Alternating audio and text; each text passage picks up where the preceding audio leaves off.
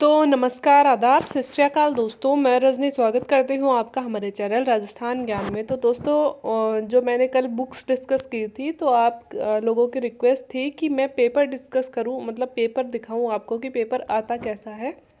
तो बिल्कुल ज़रूरी भी है, तैयारी करने से पहले हम पेपर का लेवल देख लें कि किस लेवल का पेपर आता है और हम इसको मतलब हमें किस तरह से प्रिपरेशन करनी है और कैसा क्या हम पढ़ेंगे और कितना अभी हम मतलब इसको सॉल्व कर पाते हैं। आप सब लोगों को ये देखना है।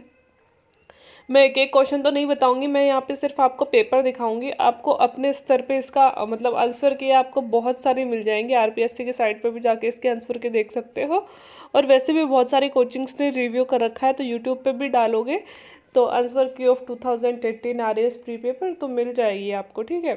वैसे भी डालोगे तो आंसर आप एक बार कॉपी और पेन ले लीजिएगा, और इसके जितने भी 100 क्वेश्चन 150 क्वेश्चन है इसमें, तो वो आप अपने स्तर पे सॉल्व कीजिएगा एक बार। फिर आप देखिएगा कि आप कहाँ तक पहुँचे हो, क्या लेवल है, कितनी तैयारी करनी है, ठीक है। तो आप लोगों की रिक्वेस्ट के अकॉर्डिंग ही आज हम प्री का पेपर देखते हैं, और एक एक करके मेंस का पेपर भी आपको चारों पेपर दिखाऊंगी। 2018 वाली एग्ज़ाम की ही यहाँ यहाँ पे हम बात कर रहे हैं। तो देखते हैं क्वेश्चन। तो दोस्तों, ये है हमारा पेपर, मैंने भी दिया था। तो ये इंस्ट्रक्शन लिखे हुए हैं, और यहाँ से खुलता है जी पेपर। एक तरफ हिंदी और एक तरफ इंग्लिश लिखी हुई आती है। तो पहला ही क्वेश्चन एक बार देख लेते हैं। निम्नलिखित कथनों में से कौन सा या कौन से सत्य हैं, है ना। तो इसमें कांग्रेस के नागपुर सत्र के पश्चात प्रांतीय कांग्रेस समितियों के गठन भाषाई आधार पर किया गया था। अब आपको सिर्फ यहाँ पे आंसर मतलब चलो कोई बात नहीं, अभी नहीं देने हैं, लेकिन आपको ये देखना है कि पेपर का लेवल क्या होता है। आप लोगों को जब मैंने कट ऑफ बताई थी तो ऐसे लगा होगा ना बहुत कम कट ऑफ जाती है आरएएस की। तो पेपर देख के और जब आप अपने हाथ से सॉल्व करोगे तब आपको पता चलेगा क्यों कट ऑफ कम जाती है। क्योंकि एक तो ये लोग आंसर कोई भी एक शब्द वाला आंसर नहीं होता, कोटेशन वाले आंसर होते हैं। और इसमें से भी ये नहीं है कि एक से ये गलत है, इसमें से भी ये चार चीज़ें अपन को दिए हुए होते हैं और चार में से अपन को एक छांटना होता है। तो ये पूरा आईएएस का पैटर्न इसमें फॉलो किया गया था 2018 वाले में। तो खासकर जैसा आईएएस का पेपर होता है ना, बिल्कुल वैसा ही पेपर बनाया गया था। तो लेवल थोड़ा सा स्टैंडर्ड का आता है इसमें। तो देखिए कि पहले तो कांग्रेस के नागपुर सत्र के पश्चात प्रांतीय कांग्रेस समितियों का गठन भाषाई आधार पर किया गया था, और दूसरा है 1948 में कांग्रेस ने भाषाई आधार पर प्रांतों के गठन की मांग को अस्वीकार कर दिया था। अब दोस्तों, इसमें से हमें सत्य पूछा है। अब अगर हम लोगों ने मॉडर्न हिस्ट्री, अब ये देख रहे हो कितना डीप क्वेश्चन है। ऐसे मॉडर्न हिस्ट्री मैंने भी बहुत पढ़ रखी है और याद भी है, लेकिन इतना डीप क्वेश्चन है। अगर करंट में अभी मैंने रिवाइज किया है और एक एक चीज़ मुझे याद होगी तो ही मैं ये सॉल्व कर पाऊंगी, है ना। तो ऐसे क्वेश्चन देख रहे हो, आपको चीज़ें पढ़नी है, लेकिन सिर्फ सरसरी तौर पर नहीं पढ़नी है, बहुत ही ध्यान से पढ़नी है। अब आंसर यहाँ पे मैं नहीं बताऊंगी दोस्तों, क्योंकि मैंने खुद ने, अब मुझे इतना टाइम नहीं है कि मैं एक बार सारे आंसर देख के आऊँ या फिर पेपर पूरा सॉल्व करके आऊँ। अब जिस टाइम पेपर दिया था उस टाइम याद था, अभी मैं हो सकता है आपको कुछ गलत बता दूँ, तो आंसर तो मैं यहाँ पे नहीं बताऊँगी। आप आरपीएससी की साइट पर जाके आंसर देख सकते हो इनके। मैं सिर्फ आपको पेपर का लेवल दिखा रही हूँ। निम्नलिखित में से किस स्थल के शासक ने मिनेंडर के किस स्थल से शासक मिनेंडर के 16 सिक्के प्राप्त हुए हैं। तो दोस्तों, ये तो हमारा बैराट है, बैराट से ही मिनेंडर के 16 सिक्के प्राप्त हुए हैं, तो मुझे याद है। तो एक देखिए, गुर्जर प्रतिहार राजवंश से संबंधित कौन सा शासक नहीं है। इसमें से कौन सा गुर्जर प्रतिहार का नहीं है। अब गुर्जर प्रतिहार शासक हमेशा इंपॉर्टेंट लक्ष्य में दिया हुआ होता है, लेकिन मुझे तो बड़ा बोरिंग सा लगता था ये। एक त्रिपक्षीय संघर्ष में मैं गुर्जर प्रतिहार पढ़ती हूँ, बाकी मुझे बहुत बोरिंग लगता है, एक एक शासक नहीं पढ़ती। अब अगर हमने देखो नागभट्ट और महेंद्रपाल तक ठीक है, अब पाल भी उधर आ जाते हैं, वैसे पाल वंश में आ जाते हैं, है ना। तो अब अगर हमने बहुत ध्यान से पढ़ा है तो ही हमें पता होगा कि गुर्जर प्रतिहार से कौन सा संबंधित है। नहीं पूछा, नहीं है पूछा इन्होंने, ठीक है। अब देख रहे हो क्वेश्चन का लेवल। राजस्थान के पूर्व मध्यकालीन राज्यों में नैमित्तिक पदनाम का प्रयोग किया जाता था। नैमित्तिक किसे बोला जाता था। अब सुना आपने कभी नैमित्तिक तो राजकीय। और होता क्या है दोस्तों कि जैसे अभी 2018 का पेपर आया है ना, उसके बाद में जितनी कोचिंग्स चल रही है ना, वो क्या करती है कि इन पेपर्स पे जितने क्वेश्चन, कोचिंग देख लो, गाइड देख लो, जितने क्वेश्चन ये पेपर में आए ना, वो पहले देंगी। वो अपने अपने जैसे पहले लेसन में पहला क्वेश्चन, जैसे पीछे क्वेश्चन आंसर दे रखे तो पहला क्वेश्चन यही देंगी जो इस साल के पेपर में आया है। ऐसे ऐसे ही कोचिंग्स वाले ये क्वेश्चन पहले सोल्व करवाएंगे आपको, है ना। फिर आप जब ये पुराना पेपर उठा के देखोगे तो आपको लगेगा ओहो इसमें तो सब कुछ आ रहा है मुझे, है ना। जबकि हमें क्या करते हैं कोचिंग्स वाले, गाइड्स वाले, ये क्या करते हैं, जो पुराने पेपर में आए हुए क्वेश्चन है ना वो हर एक पेपर में डाल देते हैं वो लोग, तो वो हमें याद हो जाते हैं। फिर नेक्स्ट ईयर का जो पेपर आता है फिर वो इतना ही हार्ड आता है। तो सिर्फ अपन को मतलब एक अच्छे लेवल की स्टडी करनी है जिससे कि हम लोग, क्योंकि ऐसा नहीं है कि हमें सारे क्वेश्चन आएंगे। दोस्तों लगभग 40% क्वेश्चन में तो हमें गैस ही करना पड़ेगा। हमें ऐसे मान लो 100 में से 30 या 35 क्वेश्चन ही होंगे जो एग्जैक्ट आ रहे होंगे, एग्जैक्ट, कि इन पे तो आंख बंद करके भरोसा है, पहली बार में ही कर दिया, ये करेक्ट है ना। बाकी अगर मतलब अपन को अटेम्प्ट अब 30-35 से तो काम नहीं चलेगा, अटेम्प्ट तो कम से कम भी 70-80 करने पड़ेंगे, 70-80 से भी ज़्यादा ही करने पड़ेंगे। मैं तो 100 के लगभग अटेम्प्ट करके आती हूँ दोस्तों, क्योंकि मैं थोड़ा माइनस ज़्यादा कर देती हूँ। तो अपन को 30-40 क्वेश्चन में ऐसे भी लगेगा कि यार ये तो गलत है, ये गलत है, पर ये सही है और ये भी सही लग रहा है, तो दो में से एक, मतलब दो गलत लग रहे हैं, दो सही लग रहे हैं, तो वहाँ पे गैस हो गया ना। 100% अपन को भरोसा नहीं है ना, वैसे क्वेश्चन होते हैं। चाहे हम कितना ही पढ़ लें, कितना ही रट लें किताबों को, लेकिन एग्जैक्ट किताबों के लाइन टू लाइन क्वेश्चन नहीं मिलते हैं। आरएस में हमको गैस करना पड़ता है, और वो गैस हमारे कब सही होंगे, जब हमारी स्टडी उस लेवल की होगी कि हमारा माइंड इतना अच्छे से गैस कर पाएगा कि हाँ ये तो नहीं हो सकता, यही सही होगा इसका, है ना। तभी आंसर बनते हैं दोस्तों। ऐसा नहीं है कि हमने 20 बुक्स रट ली तो हम सब कुछ सही कर देंगे। हमें अच्छी स्टडी करनी है और स्टैंडर्ड की स्टडी करनी है। जो भी आप पढ़ रहे हो ना वो बहुत ध्यान से पढ़िए, क्योंकि जो आप पढ़ रहे हो जरूरी नहीं है क्वेश्चन वही आए, लेकिन क्वेश्चन आएगा उसी के आसपास घुमा के, है ना। तो अगर आपने जो पढ़ा है ना वो आपने बिल्कुल ध्यान से पढ़ा है, तो आप जो क्वेश्चन आया है उसको सही करने की कैपेबिलिटी आप रखोगे, है ना। तो नैमित्तिक पदनाम राजकीय कवि के लिए किया गया है, लोक स्वास्थ्य विभाग के लिए किया गया है, राजकीय ज्योतिष के लिए किया गया है, मुख्य न्यायिक अधिकारी के लिए किया गया है। एक दोस्तों है क्रांतिकारी जिन्हें महंत प्यारेलाल हत्याकांड में सजा मिली थी, वो कौन से क्रांतिकारी थे।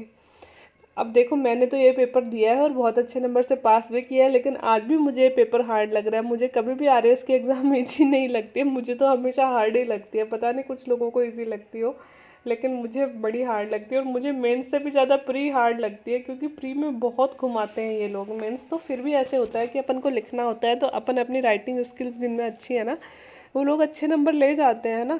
और क्वेश्चन भी कोई बहुत ज़्यादा हार्ड नहीं आते बस, लेकिन क्वेश्चन मेंस में आते प्रैक्टिकल क्वेश्चन आते हैं कि जिनका नॉलेज हम तभी दे पाएंगे जब हमने एक तरह से बहुत अच्छी अच्छी किताबें पढ़ रखी होंगी ना, तो अपने मन से एक बेटर आंसर हम बना सकते हैं। अब निम्नलिखित में से किसने राजपूताना की देशी रियासतों के साथ 1817 और 18 की अधीनस्थ संधि की बातचीत की थी। तो अधीनस्थ संधि की बातचीत किसने की थी, वेलेजली ने की थी दोस्तों, है ना। और तो इनका तो बाकी का नाम ही नहीं सुना हुआ। कुछ क्वेश्चन इजी भी आते हैं, कुछ क्वेश्चन थोड़े हार्ड भी आते हैं। देशी रियासत जो 25 मार्च 1948 को गठित संयुक्त राजस्थान का हिस्सा नहीं थी, तो वह कौन सी देशी रियासत थी जो 25 मार्च को जब संयुक्त राजस्थान अपना बना था उसका हिस्सा नहीं थी। तो उदयपुर नहीं होगी दोस्तों, मुझे ऐसा लग रहा है, क्योंकि 18 मार्च और 25 मार्च को तो दूसरा ही चरण था, दूसरे चरण में उदयपुर शामिल नहीं हुआ था। बाकी आप देख लेना, अभी मैं कंफर्म नहीं हूँ क्योंकि मैंने ये पेपर अभी अपने स्तर पे पढ़ा नहीं है, मैं डायरेक्ट आपको ही दिखा रही हूँ। त्याग भूमि के संपादक कौन थे, है ना। त्याग भूमि नामक अखबार ये किसने लिखा था, और ये मंदिरों के नाम दिए हैं, और इधर अपन को मिलाना है कि कौन कौन सा मंदिर। ये अपने लक्ष्य राजस्थान में आराम से दिए हुए होते हैं, तो हमने पढ़ा है तो आराम से मिला सकते हैं।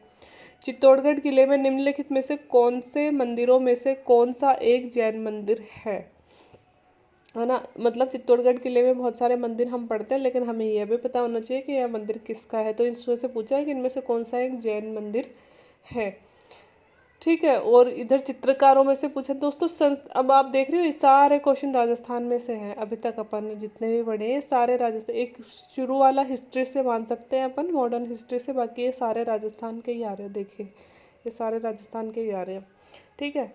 और इधर है अलवर शैली का चित्रकला से संबंधित कौन से चित्रकार नहीं है, तो चित्रकला वाला पूरा चैप्टर है, अपन अच्छे से पढ़ेंगे, ये भी देख लेंगे। कौन सा सुमेलित नहीं है दोस्तों, रचना पूछी है और उनके लेखक हैं। तो अब ऐसे नहीं है कि हमें एक लेखक आ रहा है क्वेश्चन सही हो गया, अब हमें चारों रचनाओं के चारों लेखक याद होने चाहिए, तभी हम क्वेश्चन सही कर पाएंगे, लेकिन इतना नहीं होता, थोड़ा सा गैस लगाना पड़ता है और लगभग सही हो जाता है। गौरी देवी जिस गायन से संबंधित थी, मांड गायकी से थी, ये तो आप सबको भी आ रहा होगा। नारी संत दयाबाई शिष्या किसकी थी, चरणदास जी की थी दोस्तों, दयाबाई और सहजाबाई, ये है ना। कुछ मैं बता रही हूँ ना, कुछ क्वेश्चन इजी होते हैं, 25-30 क्वेश्चन हम इजीली कर देंगे, है ना, लेकिन अगले जो 40 क्वेश्चन अपन को और अटेम्प्ट करने ना, उनमें थोड़ा सा चकरा जाते हैं अपन, लेकिन कोई नहीं, अपन अच्छे से पढ़ेंगे तो वो भी कर देंगे। गरासिया जनजाति का नृत्य कौन सा है, लूर है दोस्तों, है ना, लूर, कूद, मांदल, है ना, वो सब गरासियों के है ना। तो देखो कुछ कुछ जो ऐसे होते हैं ना, जो जिनमें से चार में से एक ही छांटना है, वो इजीली हो जाते हैं, लेकिन ये जो कोटेशन वाले आंसर आते हैं ना, ये बड़े हार्ड लगते हैं, होते भी हैं ये हार्ड। विजयतान देथा के बारे में अधोलिखित कथनों पर विचार कीजिए, तो ये विजयतान देथा के बारे में पूछा, और इसमें से भी अपन को सही उत्तर ही चुनना है, ठीक है।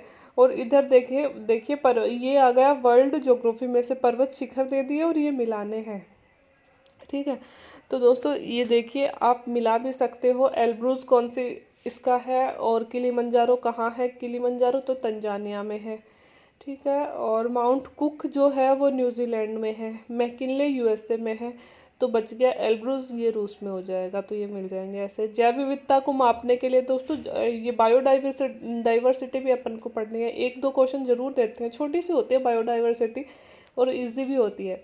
जैव विविधता नापने के गणितीय सूचकांकों में से कौन सा एक स्थानीय स्तर पर किसी समुदाय या आवासीय क्षेत्र के मध्य प्रजाति विविधता को दर्शाता है, स्थानीय स्तर पर दर्शाता होगा शायद अल्फा। तीन तरह की जैव विविधता होती है दोस्तों, अल्फा एक क्षेत्र में, और जो बीटा होती है एक पूरे क्षेत्र के अंदर, पूरे क्षेत्र में छोटे छोटे क्षेत्र होते हैं उनमें, और जो गामा होती है वो एक जलवायु प्रदेश से दूसरे जलवायु प्रदेश में, ऐसे तीन तरह से इन्हें बांटा जाता है, पढ़ेंगे जब देखेंगे। औद्योगिक प्रदेश मिलाने हैं, ये वर्ल्ड ज्योग्राफी में से ही आ रहे हैं ये सारे क्वेश्चन। तो आपको पता है रूर और सार तो कहाँ है, रूर और सार तो जर्मनी में है, दक्षिणी न्यू इंग्लैंड यूनाइटेड किंगडम में है।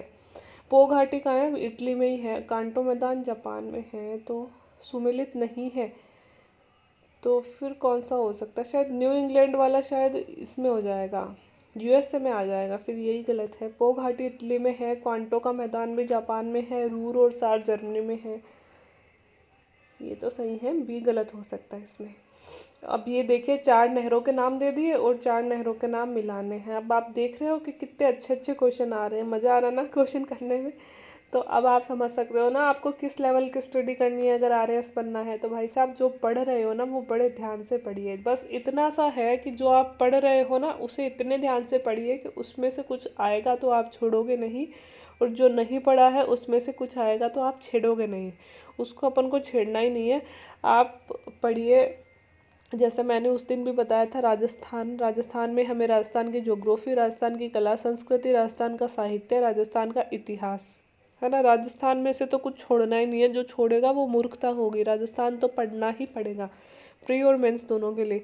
दूसरा हम जोड़ देंगे ज्योग्राफी पे, ज्योग्राफी में इंडियन ज्योग्राफी, राजस्थान की ज्योग्राफी और वर्ल्ड ज्योग्राफी प्लस बायोडाइवर्सिटी, ये चारों चीज़ें। आप इसमें घबराने की ज़रूरत नहीं है, ये मैं करवा दूँगी, बहुत अच्छे से करवा दूँगी, उससे बाहर नहीं जाएंगे, ठीक है।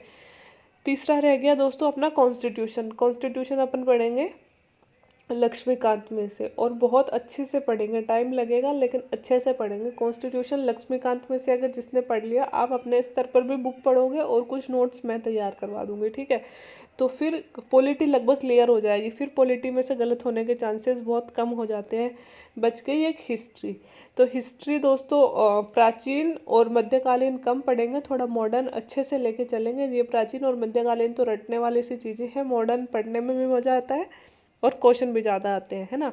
तो ये चार subject, Rajasthan, geography, polity, history, ये चार सब्जेक्ट तो भयंकर तरीके से पढ़ने हैं, ठीक है। इसके अलावा बच गई इकोनॉमिक्स। तो इकोनॉमिक्स में से जिसको थोड़े बहुत नोट्स वगैरह पढ़ लेना अगर मिलते हैं तो, मतलब जो हैं, मतलब वो आपको कहीं भी मिल जाएंगे, ऑनलाइन भी मिल जाएंगे, ऑफलाइन भी मिल जाएंगे, है ना। और करंट में से ज़्यादा कौन सा इकोनॉमिक सर्वे मैं पढ़ा दूंगी, बजट में पढ़ा दूंगी, ठीक है, तो वो मैं पढ़ा दूंगी, उसी में से क्वेश्चन आते हैं।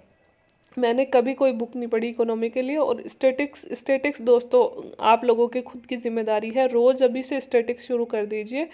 मतलब स्टेटिक्स का मतलब है रीजनिंग और जो मैथ्स है वो रोज़ एक चैप्टर नहीं तो रोज़ 1 घंटा डिसाइड कर लीजिए कि 1 घंटा पढ़ना है। और करंट दोस्तों चैनल पे 1 मई से मैं शुरू करने वाली हूँ, 1 मई से अपन करंट शुरू कर देंगे। तो जब तक आरएस की एग्ज़ाम होगी तब तक का करंट अपन करते रहेंगे, तो अच्छा कर लेंगे करंट अपन, उसकी भी चिंता नहीं करनी है। लेकिन ये 4 सब्जेक्ट मैं तो पढ़ाऊँगी दोस्तों, लेकिन मेरे पे डिपेंड नहीं रहना है। जब तक खुद के स्तर पे पढ़ाई नहीं शुरू करोगे, किसी भी चैनल पर डिपेंड रहोगे तो सिलेक्शन नहीं होगा। खुद के स्तर पे जो मैंने बुक्स बताई हैं, वीडियो नहीं देखा है तो वीडियो देख लेना, जो मैंने बुक्स बताई है वो बुक्स ले आना और अभी से पढ़ाई स्टार्ट करना शुरू कर दीजिए। तो दोस्तों ये नहर मिल वाली, उसके बाद में देखिए पर्वत चोटी, कौन सी पर्वत चोटी पूर्वी घाट में स्थित नहीं है। तो ये देख रहे हो कितने हार्ड नाम दिए हैं ये, गलीकोंडा, सलेहर, सिंकगाम गुट्टा और मुदुला कोंडा। ये तो मैं ज्योग्राफी की हूँ, मैं भी नहीं समझ पा रही। एक सलेहर का नाम सुना है मैंने, इन तीनों का नाम नहीं सुना है, ठीक है। ये अपनी स्थानांतरित कृषि है और इनका नाम पूछा है ना, इसमें से गलत पूछा होगा इन्होंने, हाँ कौन सा गलत है ये उन्होंने पूछा है। फिर दोस्तों ये देखिए वन्य जीव अभ्यारण्य, और ये कितने कितने हैं। राष्ट्रीय पार्क अपने हैं दोस्तों अभी 103, वन्य जीव अभ्यारण्य हैं अपने 544, और क्या रह गया, बस इनसे ही मिल जाएगा वैसे। ये इनसे 2 भी पता हो मेरे को, 2 तो याद है। एक मेरे को याद है कंजर्वेशन रिजर्व, कितने थे कंजर्वेशन रिजर्व, 45 पढ़े हुए हैं मैंने तो, अभी शायद ज़्यादा हो गए होंगे। और सामुदायिक रिजर्व फिर 76 हो जाएंगे। और दोस्तों भारतीय इलेक्ट्रॉनिक्स लिमिटेड इसरो के सहयोग से क्या बनाता है, ये पूछा गया। ये देखो ये हो गया साइंस और टेक में से, ऐसे क्वेश्चन पूछते हैं साइंस टेक में से, है ना। हार्ड क्वेश्चन नहीं पूछते हैं, करंट के क्वेश्चन पूछते हैं। और फिर पूछा है कि सुमेलित करना है दोस्तों जिले और पर्वत का नाम है, तो रघुनाथगढ़ तो हमारे सीकर का है, ये यहाँ से ही मिल जाएगा। भानगढ़ अलवर में आप सबने सुना ही होगा। फिर शायद झारोला जयपुर का हो जाएगा, जालोर बरवाड़ा जालोर का हो जाना चाहिए। 2 भी मिल जाएंगे तो फिर 2 अपने आप मिल जाएंगे, ठीक है। निम्नलिखित में से कौन सी पहाड़ियाँ राजस्थान में विंध्य पर्वत श्रेणियों का विस्तार है, तो कौन सी विंध्य पर्वत श्रेणियों का कौन सा विस्तार है दोस्तों, मुकुंदरा होनी चाहिए, है ना, मुकुंदरा होगी विंध्य पर्वत श्रेणियों का विस्तार। और देखो ये नदी परियोजना दे दी, सिद्धमुख नहर परियोजना कहाँ की है, सिद्धमुख नहर परियोजना है दोस्तों हनुमानगढ़ और चूरू की। नर्मदा तो आपको पता ही है, जालोर और बाड़मेर की होगी। जवई पाली की है ही, है ना, जालोर पाली और जोधपुर की। और जाखम उदयपुर प्रतापगढ़ की है। मई जून के महीने में उत्पन्न होने वाली धूल भरी आंधियों के लिए उत्तरदायी है। आप देख रहे हो ज्योग्राफी में से कितने क्वेश्चन पढ़ रहे हैं, कितनी देर से अपन सारे ज्योग्राफी के ही पढ़ रहे हैं। देखिए यहाँ से शुरू हो रहा है 17वें नंबर से, 17, 18, 19, 20, 21, 22, 23, 24, 25, 26 और ये सारे 28वां भी ज्योग्राफी का ही है ना। फिर ये संगमरमर विकास और संरक्षण नियमावली, इसमें से कौन सा कथन, ये भी आते हैं ज्योग्राफी में ही आएंगे ना, खनिज भी, तो ये भी ज्योग्राफी का ही है। निम्नलिखित में से राजस्थान का लगभग अकेला उत्पादक, मतलब कौन से खनिजों पर राजस्थान का एकाधिकार है, ये पूछा गया है। 2017-18 में राजस्थान में कौन से सर्वाधिक कच्चे तेल का उत्पादन कहाँ हुआ, ये पूछा गया है। तो आप दोस्तों ये पेपर देख लेना, आपके लिए ही लेके आई हूँ कि एक बार आप लोग जो भी नए अभी आ रहे हो, क्योंकि कई सारे लोगों ने कमेंट कर रखा है मैम मैंने 12th पास करी है, कोई अभी 3rd ईयर में है, तो वो लोग तैयारी करना चाहते हैं, तो उन्होंने कभी आरएस का पेपर नहीं देखा हो तो उन लोगों के लिए है दोस्तों, आप ये पेपर देख लेना। मैं सारा पढ़ के नहीं सुनाऊंगी, नहीं तो वीडियो 1-1.5 घंटे का हो जाएगा। आप अपने हिसाब से देख लेना। जनसंख्या ज़रूर पढ़ेंगे अपन, जनगणना ज़रूर पढ़ेंगे। 2011 की जनगणना ही है अभी लेटेस्ट, 21 वाली के डेटा अभी नए आए हैं, नहीं आए हैं, मतलब इस कोरोना की वजह से लेट हो गई है, नहीं तो हर 10 साल से होती है, लेकिन अभी नहीं हो पाई है, आधी हो पाई है, आधा रुक गया है ना जनगणना। और ये देखिए जनगणना में से 2-3 क्वेश्चन दे रखे हैं इन्होंने। फिर जिला और शुभंकर दे रखा है अभी, मतलब ये 2018 में ही ये हर एक जिले के शुभंकर डिसाइड किए गए थे, है ना। ये चर्चा में था थोड़ा सा, गोडावंड की वजह से भी था और वैसे भी था, तो इसलिए ये क्वेश्चन पूछा गया है। बहुत सारे तो करंट से रिलेटेड ही पूछ लेते हैं। Gandhian constitution for free India book किसने लिखी थी? ये श्रीमन नारायण अग्रवाल जी की बुक है दोस्तों, मैंने भी नहीं सुनी थी एग्जाम से पहले, उस टाइम फिर सुनी थी। और फिर ये कॉन्स्टिट्यूशन चालू हो गया दोस्तों। भारतीय संविधान सभा में निम्नलिखित में से कौन सा कथन सही नहीं है? उच्चतम न्यायालय के न्यायाधीश आयु प्राधिकारी द्वारा ऐसी रीति अवधारित की जाएगी जिसका संसद विधि द्वारा उपबंध करे अंतर स्थापित किया गया है। ये 15वें संविधान संशोधन द्वारा हुआ था। घबराने की जरूरत नहीं है, कुछ क्वेश्चन वो जानबूझ के ऐसे डालते हैं कि वो किसी को नहीं है। अब 15वां संविधान संशोधन अपन ने किसी ने नहीं पढ़ा होगा, तो वो दोस्तों 5-10 क्वेश्चन तो ऐसे होते हैं जो अपन ने कभी सुने ही नहीं होंगे, उनमें घबराने की जरूरत नहीं है। अपना क्वेश्चन कितने चाहिए अपन को? 150 में से 100 क्वेश्चन सही चाहिए अपने को। टारगेट अपन को 100 रखना है, और बाकी कट ऑफ तो आपको मैंने बताई दी थी, 50 भी नहीं जाती है ना। लेकिन अपन को टारगेट बड़ा रखना है, तो आप 50 क्वेश्चन तो छोड़ दीजिए कि 50 क्वेश्चन तो 25 तो अपने गलत हो जाएंगे, और 25 अपन को छेड़ने ही नहीं है ना। उनका तो मतलब आएगा ही नहीं, अता पता ही नहीं होगा, तो कुछ क्वेश्चन ऐसे आते हैं।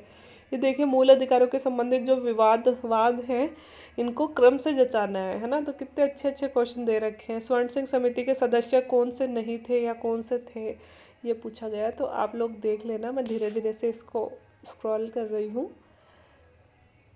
बहुत ही अच्छे क्वेश्चन पूछते हैं दोस्तों, और चिंता करने की ज़रूरत नहीं है। जो लोग नए पढ़ाई स्टार्ट कर रहे हैं, आराम से सिलेक्शन हो जाएगा, धीरे धीरे से सब कुछ कवर हो जाएगा। जो मैंने बुक्स बताई हैं अभी से यूज़ करने लग जाइए, मतलब फ्री समय का यूज़ करने लग जाइए, अभी से पढ़ने लग जाइए। ये देखिए, सूचना के अधिकार में से तो फेवरेट है आरपीएससी का सूचना का अधिकार, तो मेंस में भी पूछती है, प्री में भी पूछती है। आप लोग देख सकते हैं सारे क्वेश्चन।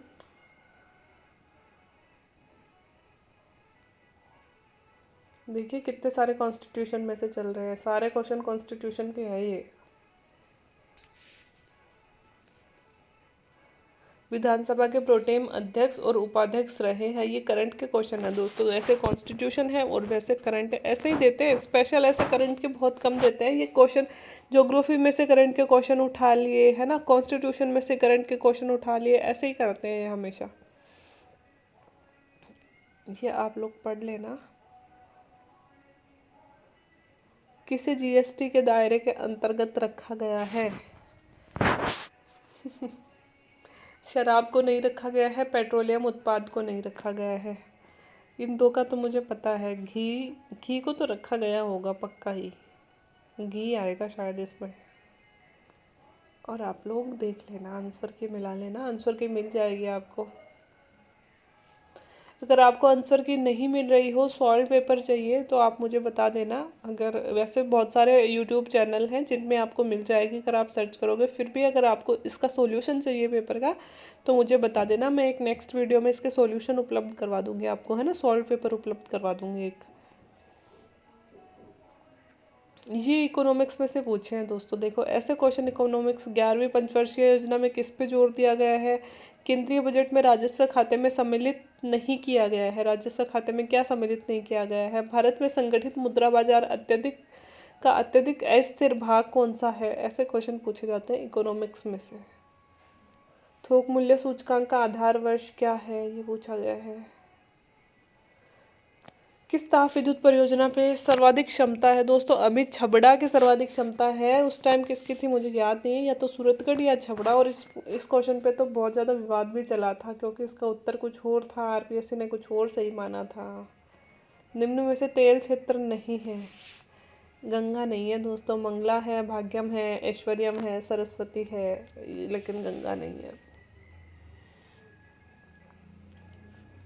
आप लोग पोस्ट कर करके आराम आराम से देख लेना, एक बार सॉल्व करने की कोशिश करना, फिर आंसर किसे मिलाना दोस्तों, कितने नंबर बन रहे हैं। ये देखिए, राजस्थान में पहली बार निम्न में से किस परियोजना में फव्वारा सिंचाई परियोजना को अनिवार्य किया गया है? ये नर्मदा कैनाल परियोजना है, और ये इकोनॉमिक सर्वे में बहुत मोटे मोटे अक्षरों में लिखा गया था। इकोनॉमिक सर्वे में बहुत क्वेश्चन आए थे इसमें। थोड़ा सा कंप्यूटर भी दे देते हैं हल्का सा, 2-3 क्वेश्चन ऐसे दे ही देते हैं वो। साइंस टेक में से ये दे रखे हैं विक्रम साराभाई केंद्र कहाँ है, इनको मिलाना है अपन को। ये देखिए PSLV द्वारा कितने उपग्रह अभी तक छोड़े गए हैं, 104 ये पूछा गया है। करंट के क्वेश्चन पूछते हैं इसमें से सारे, ये थोड़े से साइंस में से आ गए।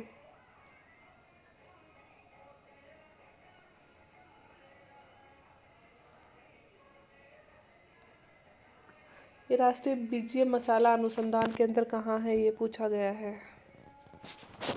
कुछ कुछ फैक्चुअल क्वेश्चन भी पूछे जाते हैं, ऐसा नहीं है सारे ही ऐसे कंसेप्ट वाले पूछे जाते हैं। राजस्थान में सौर वेधशाला कहाँ पे बनाई गई है।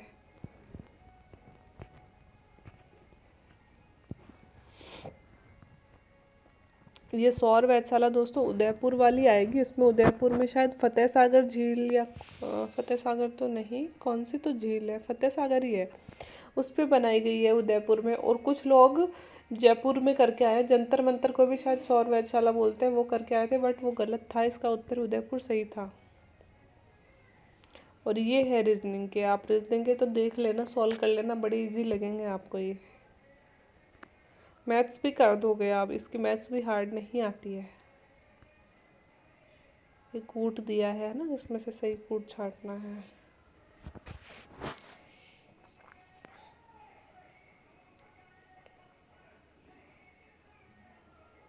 ये देखिए प्रतिशतता वाले, ऐसे क्वेश्चन तो मैं भी कर देती हूँ।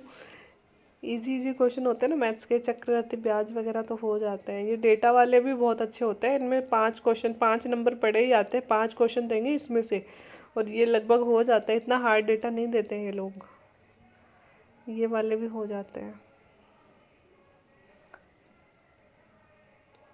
ये देखिए दोस्तों, ये करंट के क्वेश्चन आ गए यहाँ से। अब ये सारे करंट के क्वेश्चन हैं। करंट बहुत देते हैं RPSC वाले, बहुत करंट पूछते हैं। ये देखिए लास्ट के सारे करंट के हैं।